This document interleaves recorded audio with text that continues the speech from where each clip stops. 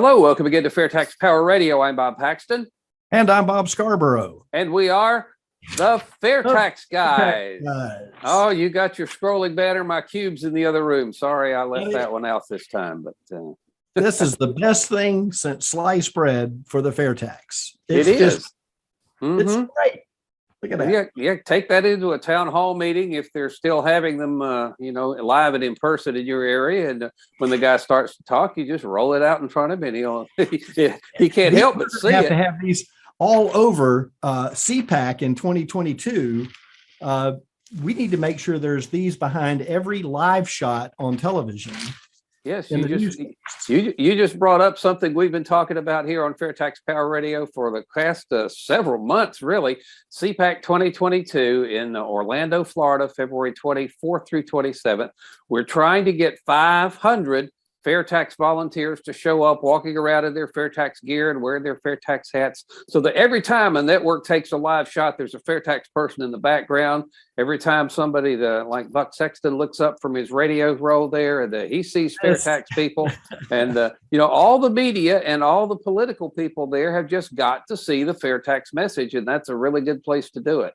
It's all about the impressions. And what I would suggest, if folks are out there listening, watching, or interested in joining us there, is to post something to our Facebook or go to the website and let us know. Make a comment on the video on YouTube, wherever you might be able to comment to us, and let us know you're interested, and we'll be absolutely ready to get back in touch with you with some details. Yep, and we will be there. Looking for 500. Yep, the Fair Tax guys will be there live and in person. I imagine we'll see Alan Waters again. He'll probably holler at us and suit your Fair Tax shirt like he did last time, flag you down. And I say, this is just an idea. I wonder if we could get your Bell helicopter down there and fly the banner behind it. Oh, wait a minute. You mean, let's see here. What's this, folks? This one? This background. That's the one. That's the one. There he is. There's Bob in the background working on propeller. That's my Bell 47, or you can have my old Plymouth that I used to drive, or... It's a veritable slideshow of memories here. Sit in front of the steam trains, or okay, well, let's get back to business. Here we go. Virtual backgrounds are pretty cool. But speaking of backgrounds, I see in the background there, you're scrolling the fairtax.org site, and every now and then you'll see a picture of Ron Malero come up. And really, this week I was thinking about him because about a year ago, about this time, about last January, he looked over and said, we really need to do more interview shows. And I says, well, that's a good idea. We'll do interview shows, but only if we've got somebody that's, got something worthwhile to say. We won't do interview shows just for the sake of doing them. Right. But the stretch we've had on Fair Tax Power Radio here recently, Ron would be quite happy with. We've had the past 2 weeks. We were talking to David Kendall, the economics professor at the University of Virginia. Today, we've got another interview with another Fair Tax candidate pledge signer that you've tracked down there in North Carolina. And next week, we'll have another one of John Gaver's guys out there in Texas. So we're going to have 4 interview shows in a row. Ron should be quite happy. But absolutely. And I was going to say that one thing for folks out there that are listening or watching: be John Gaver where you are. Be John Gaver. Go out with your camcorder, go out with your phone. You probably got a nice, expensive phone that takes good video. Go out there, track down the candidates, and let's get those pledges signed, because I believe it was the 10th of December that the president's report made a comment, made an observation that the Fair Tax is well represented in the states. And so that was the chairman's report that was published on the 10th. So we need to move forward on that. So if you're out there, be John Gaver and go out there and track down your candidates, no matter what party affiliation they're with, and make a recording with them and have them sign that pledge. It's real easy to do, and you'll be a star like John Gaver. Yeah, Gaver has tracked down several of them out there. Of course, Texas is having the same issue that a lot of states have. They're redistricting all over the place. And some of the candidates that were originally in the District 8, which is the seventh seat that Kevin Brady is retiring from, has been moved over to District 2, which is where Dan Crenshaw is. So they're just kind of going all everywhere. And Gaver's going after all of them. So it's great. He's just plowing up the field. Hats off to John for the issues. And next week, let me get a little plug in for what's going to go on next week. Probably the most interesting candidate that we have talked to so far this season, and maybe the most interesting one of the entire season. A guy named Martin Etwap, who was from Uganda. Yes. Yeah, you talked to him at length, and we have got as much of that interview as will fit in our time slot. It's coming up here next week on already. You overshot the time for the show for sure. Well, that happens. That's great. I mean, he has a great story. It's an American dream story, and that'll be next week. But now we have a moment or two, and I don't want to direct you into your favorite segment on the radio program. Oh, here. Really? We have so many interviews, and maybe this was Ron Malero, bless his heart, and God rest his soul. Maybe this was his plan to have more interviews so you could spend less time on Congress.gov, but we absolutely have time today to do that. Oh, yeah. He'd always fuss at me if I took more than 5 minutes to do it. You got to make things fit. But yeah, we do. I have gone into Congress.gov, and they've been kind of busy in the past couple of weeks while we haven't been watching the bars. But let me come up with some of the better ones that they've come up with here in the past few weeks. Start off with HR 6241. To amend the Internal Revenue Code to provide for rules for the use of retirement funds in connection with federally declared disasters. Don't you just love it when the tax code tells you what you can do with your own money? Your retirement funds are your money. Yeah. And why are we using, we always ask this question, but why are we using the tax code to get things done?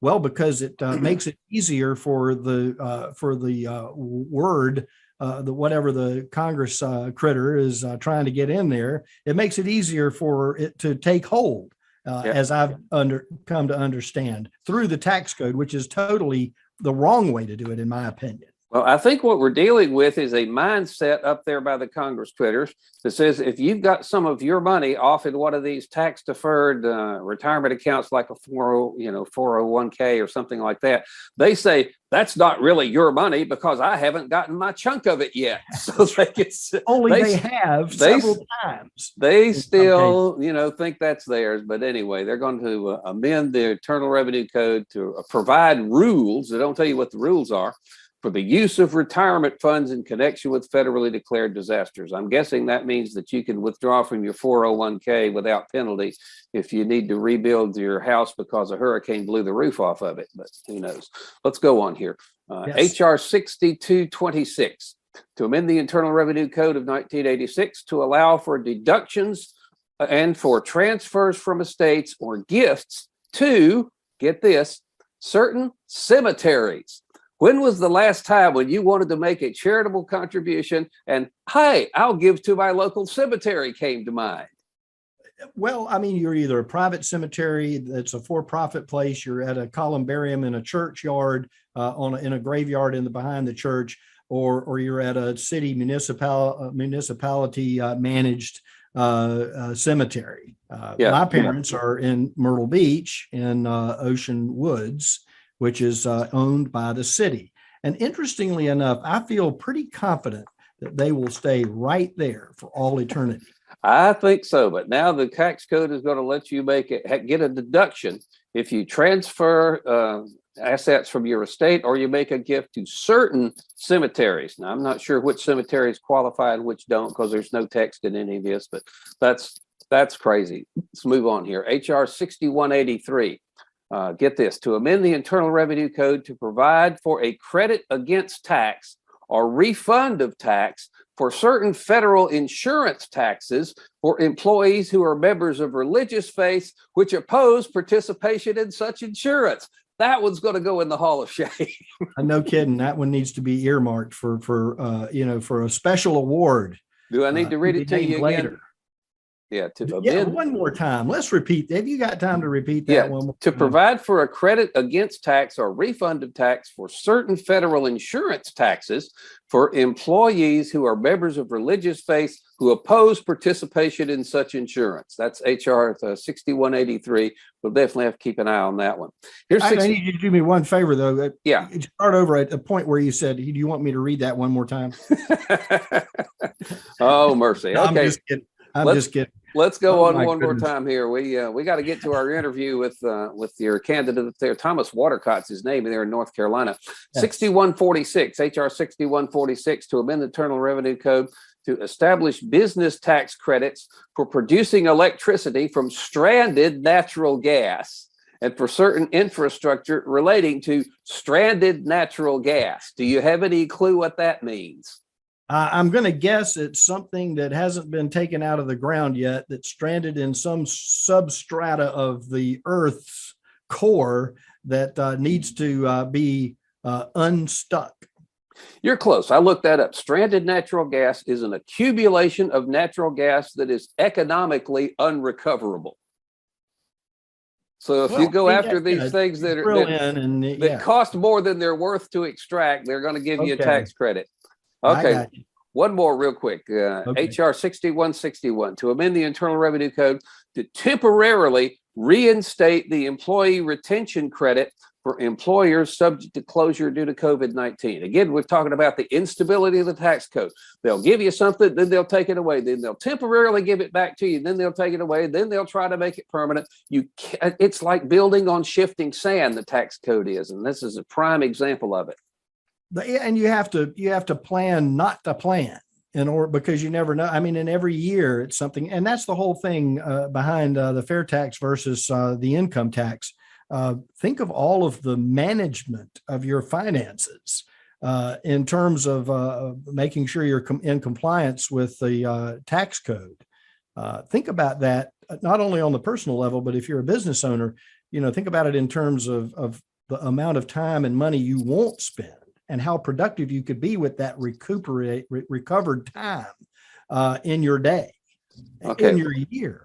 Yeah, I appreciate you not fussing at me for taking time to do this, but it's been a while since we've had a look at it. And in a couple of weeks in our year in review program, we're going to go through the entire 2021 tax proposal Hall of Shame. It's a couple of pages long. We'll have some fun with that one. But we got to move along here to your interview with Thomas Watercott. Tell me about him. Thomas is a self-made man. He's a hard worker. He's a working guy, and you'll hear it in your interview that he is just that. And we find this to be a trend in candidates that are running across the country this year. Folks that are up to here with the challenges of dealing with our federal government, and especially as it relates to the tax code. And Mr. Watercott gave us an opportunity to hear who he is and the fact that he has now signed the pledge, the Fair Tax Pledge, and it is a part of his platform, his campaign. He started out in District 6 in North Carolina, which is Greensboro, close to Winston-Salem. And of course, redistricting has thrown a monkey wrench in a couple of things. He has talking about moving to District 7 because of the area that it covers. So that's where he's at now. But he's a very pleasant man. We met over at what he considered the Libertarian watering hole at the Waffle House on Highway 66 in Kernersville. We had a great time talking, and we had an interview, recorded a few minutes of our conversation for you all to hear now here on the show. All right, well, let's just roll it right here. Thomas Watercott is running for North Carolina Congress, District 7, which covers a lot of Greensboro, North Carolina in the area. Thomas, welcome to Fair Tax Power Radio. Why, thank you. I'm glad to be here. I'm happy to support the fair tax. It's an important way to get the power back into the people's hands and take the purse strings from Congress and put it in the individual's hands. You are running on the Libertarian ticket this go round. Tell us a little bit about Thomas. What's your background? What do you do? And how is it that you decided to run for Congress? Well, my background, I'm basically a working class guy. I started out doing all sorts of different jobs. I'm currently a truck driver, but I've been in retail, in food service, in warehousing, security, the military. I'm a proud veteran. And this country has been going further and further into debt, not getting anywhere in the way of policy where it supports our freedoms. I wanted to see our freedom more supported and get the federal government out of basically the everyday man's business and let us be us. When you woke up the morning that you decided to run for Congress, what was that like? Is it something that you thought about for a long time, or was it through conversations with friends and associates? What started that? Well, I actually started discussing it with friends and associates back in 2020. We didn't have everything together enough to actually make a run in 2020. We decided that we would put it off until 2022. And with the COVID and all the other things going on now, we thought it was best to get some real people into Congress. And I don't want to say I drew the short straw, because it was more of a matter of I stepped up and decided that it was a need for me to be there, need for me to make those calls and represent you. Everybody going into Congress keeps on talking about, well, I'm going to serve my country. Well, I've already served my country as a veteran. I'm going to serve the people of North Carolina. I'm going to serve the people of the 7th District. I'm not going there to serve everybody else. I'm there to serve you. Well, we appreciate that. All across the country, folks are stepping up in different levels for different reasons, a lot for the same. And the folks that are signing the Fair Tax Pledge are doubling down, if you will, on their commitment. The fair tax is something that's been worked on for 20 years plus, and we understand that it's a difficult change to make because of the type of climate that we see in our nation's capital. And without getting on a campaign speech, what's the challenge that you see in making the fair tax something happen, and what will you do if you're elected? The biggest challenge is educating people as to what the fair tax really is, and to educate them how it gives them back control of the purse strings and takes the credit card away from Congress.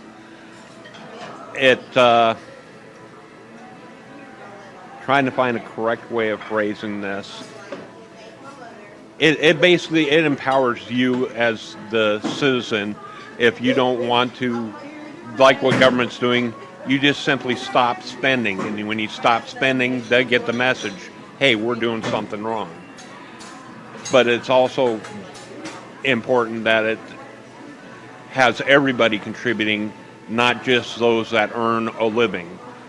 You know, if you're just a wage earner, you're watching a portion of your wages just disappear into the tax realm. I'm trying to be articulate about this, but I've been following the fair tax for close to 20 years now. I've actually been a strong proponent for somewhere near the last 10 years. If you go back through my social media postings, you'll see me constantly plugging the fair tax. So I didn't even hesitate when it came time to sign the fair tax pledge. This is important for America. It's important for us to get control, along with a balanced budget amendment, repealing the 16th Amendment and abolishing the IRS. This will give the control back to the electorate where it really belongs.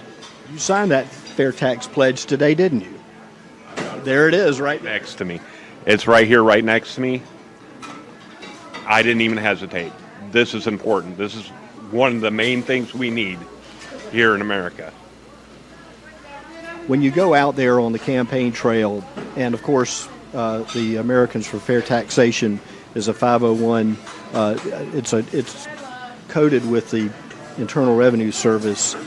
We're an educational group, so we can't necessarily endorse a particular candidate. We're letting a lot of people know who you are, and those that are watching that are in North Carolina District 7 will now know that Thomas Watercott supports the fair tax.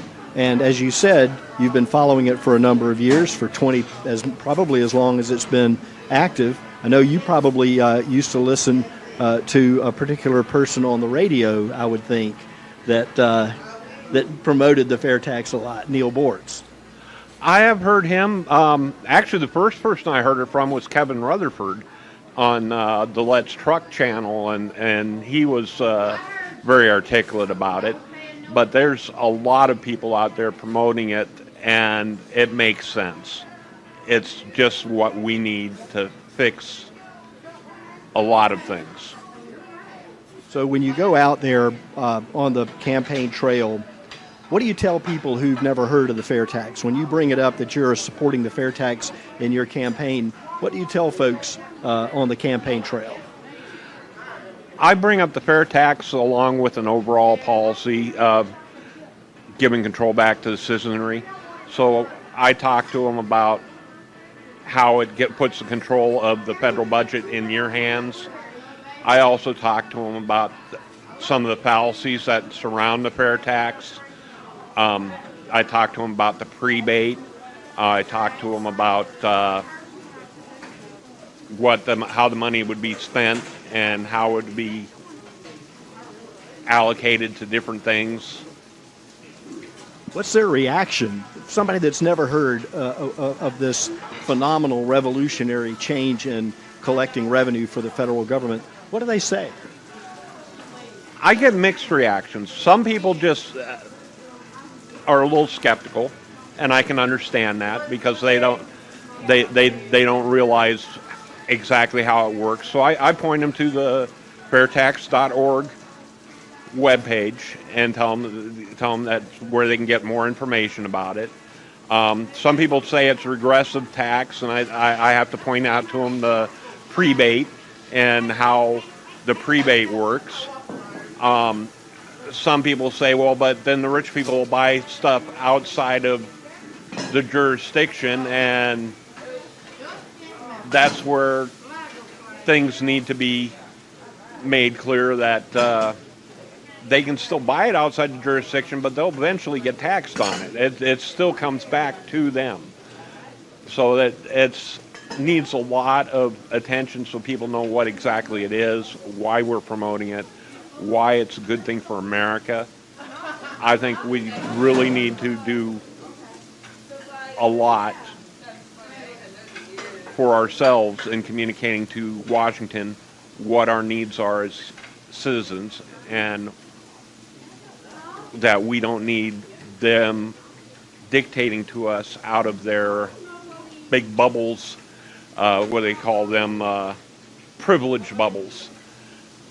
That's why I think it's time to put working men and working women in Congress so that we can show them what America really wants, what America really needs. Yeah, you're right. Pretty interesting fella.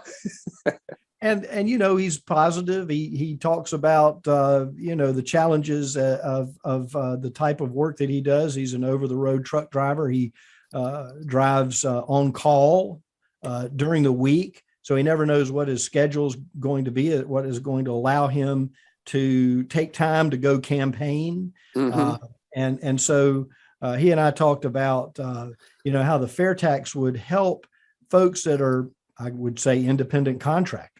In terms of the double whammy that the independent contractors, the 1099 non-employment compensation folks get, and how that whole washing away of not only what he would pay in the Medicare and Social Security withdrawals, withholding, but what his employer would pay always goes to the other person, always goes to the employer. The 1099 guy pays all of it. Oh, so yeah. imagine not having to pay that, going forward, plus the withholding at the end of the year. And of course, the government wants you to estimate what your taxes are going to be and pay them quarterly when you're in a situation like that, as opposed to not having your money withheld out of a paycheck.